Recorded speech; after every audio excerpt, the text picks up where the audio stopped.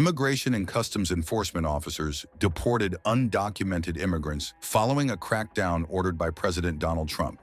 Footage shows handcuffed illegals stepping out of a vehicle before boarding a Coast Guard plane in Tampa, Florida, bound for Alexandria, Louisiana.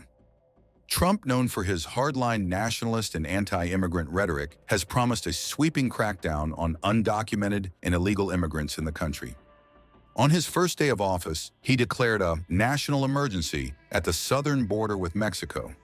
He has also issued a memo telling the U.S. Agency for International Development to adopt an America First policy threatening sanctions on staff who refuse to obey. Dozens of deportation flights have also taken off, sending illegals back to their homeland in handcuffs.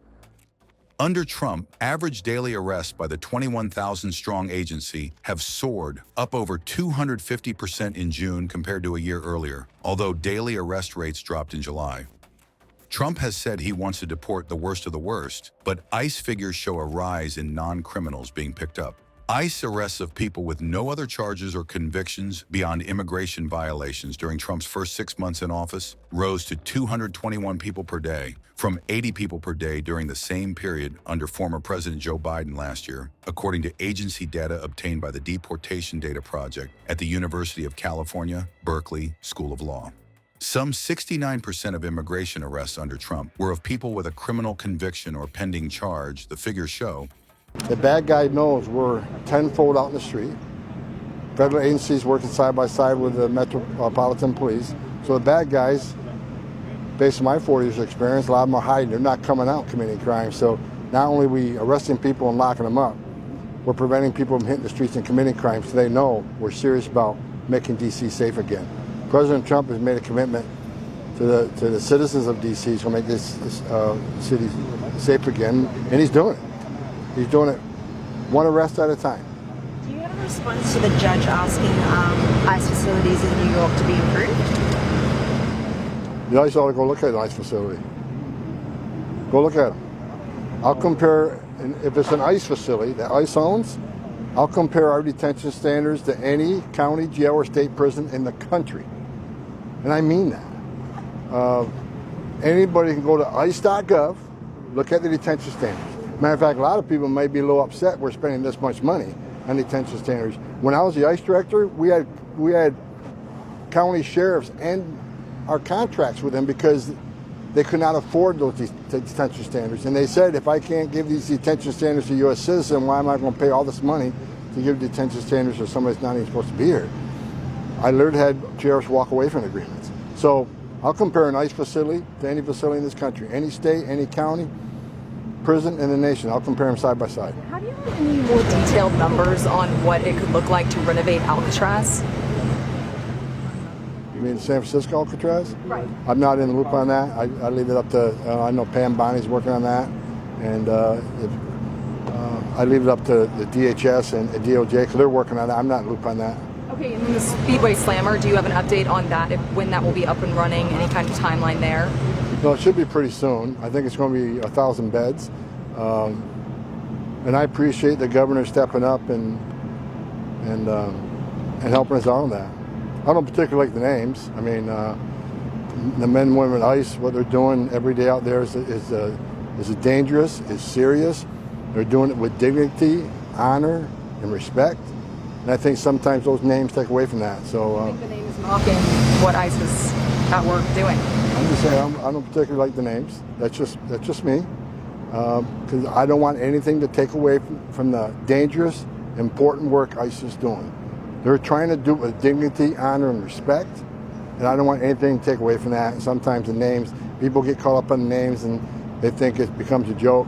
I don't think what we're doing is a joke. It's serious, dangerous stuff, as we can tell from the over 1,000% increase in ICE attacks. And just on the Flores settlement, does the Trump administration believe it's still operational after the passage of the One Big Beautiful Bill? Well, look, I'm not.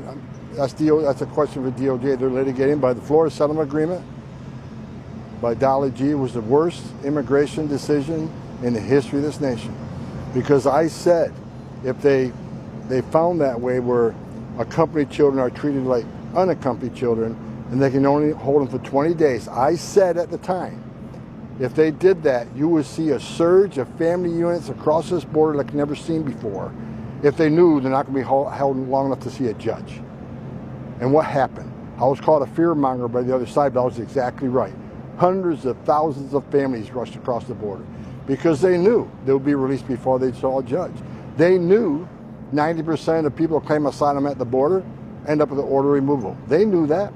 And under President Obama, in the beginning, under President Obama, when the family units came across, we detained them at the first residential center we created. We held them. It took about 40 days to see a judge. And what happened? 90% lost their case. We put them on an airplane and sent them home. The border numbers dropped significantly. Then the Ninth Circuit decided this can only hold them for 20 days. And what I said would happen, happened. The numbers went up. They exploded. There has been a significant drop in illegal immigrants crossing the border. But what about those deportation, self-deported? How successful has been tried for self-deportation? I looked at the numbers the other day. Ever since President Trump's been in the Oval Office, we got over 300,000 repatriations, close to 320,000. If you look at, the short time he's been in office, that's historic in itself. I mean, we track things by fiscal year, and of course, Biden administration almost 4 months. So those 4 months are going to hurt us because they weren't doing squat, right? So I think that at the time President Trump's been in office, he's kept his promise to American people. We're removing people at record numbers. We're taking public safety threats, national security threats off the streets at record numbers. What are the factors do you attribute to the sharp drop in illegal immigrants? What's what? What are the factors do you attribute to the sharp drop in We got the most secure border in the history of the nation today because of President Trump. No one does it better. I worked for 6 presidents. No one can hold a candle to this president. Trump 45, we had the most secure border in history of this nation. Biden came in and unsecured it on purpose. The first president in the history of this nation to unsecure a border on purpose. Now President Trump comes back, Trump 47. We even beat Trump 45. We have the most secure border in history of the nation. It has to do with the president's great decisions on executive orders, remain in Mexico, third safe country agreements, ending catch and release was huge.